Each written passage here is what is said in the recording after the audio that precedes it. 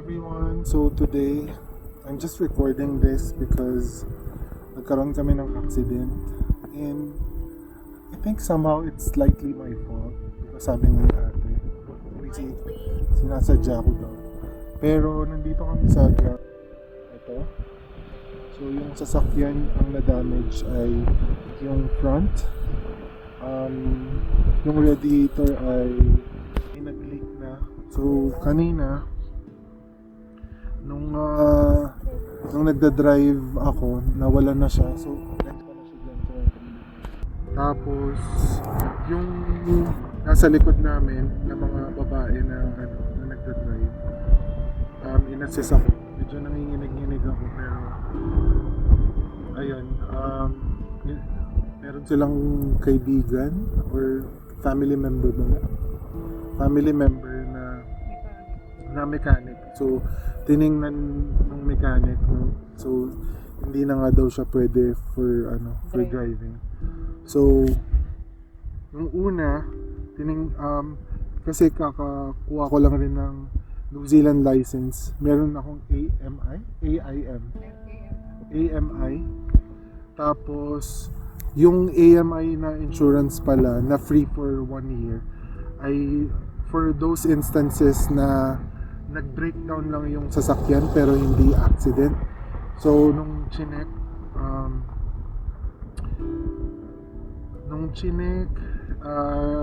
kailangan magbayad. Nung kinakausap ako ng mga babae kanina, nabanggit ko na wala akong insurance dun sa sasakyan. Tapos kinorek ako ng asawa ko. Meron nga pala akong binabayaran na like $24 every fortnight. So, ayun, thank you Lord. Safe kami. And, so most probably, ito yung wake up call lang na kailangan magsimba kami every week. Kasi hindi naman namin nagagawa na. Kasi sa totoo lang, extended life itong nangyari. Kasi kala ni Tini, babalik tong na yung sasakyan. Pero hindi naman. Nung ako naman nag-drive, alam ko naman na mag-ski lang, hindi naman babaliktad kasi nasa 50 or 60 lang yung pagdadrive ko. Kaso nga lang, kasi napakadulas. And si Bea, how are you feeling, Bea? I'm still hurt. Yeah, she hurt herself because of the seat belt. But Not the seatbelt, the door. the door? What happened to the door? Hindi naman nag-open yung door. No, not the door. It's like so you know that big bump? Mm-hmm. My The black one. What big bump? What? That door is not open.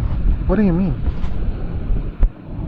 You have to go through. It's like that thing. You know the thing to open the door? There's like a thing there. the one that you hold. Yeah. Yeah.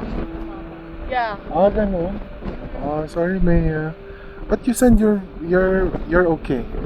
You don't feel like something is broken, right? That's again. Huh?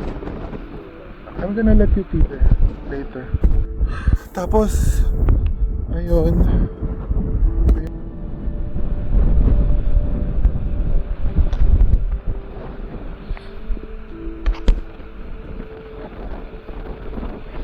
Tapos yung radiator.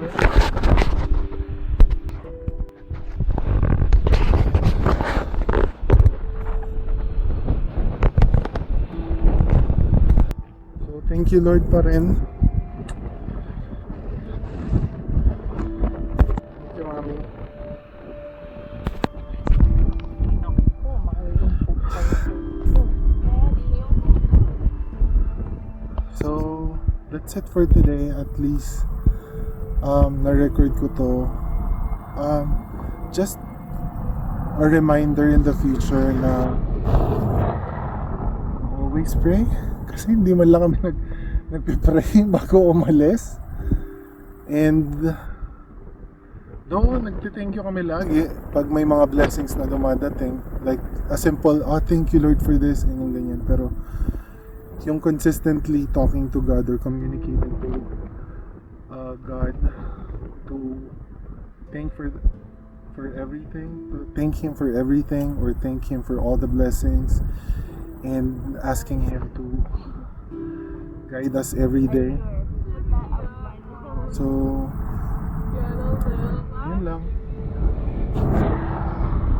Pero gusto ko na rin pakita sa inyo kung gaano kaganda tong place.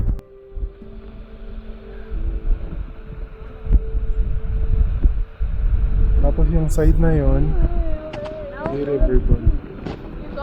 Pero private property siya. Yan. So ngayon, hinihintay lang namin yung insurance company na ito yung car, and as well as yung friend ni si Ate Nanette na pick upin kami dito para iuwi sa bahay. So, that's it for today.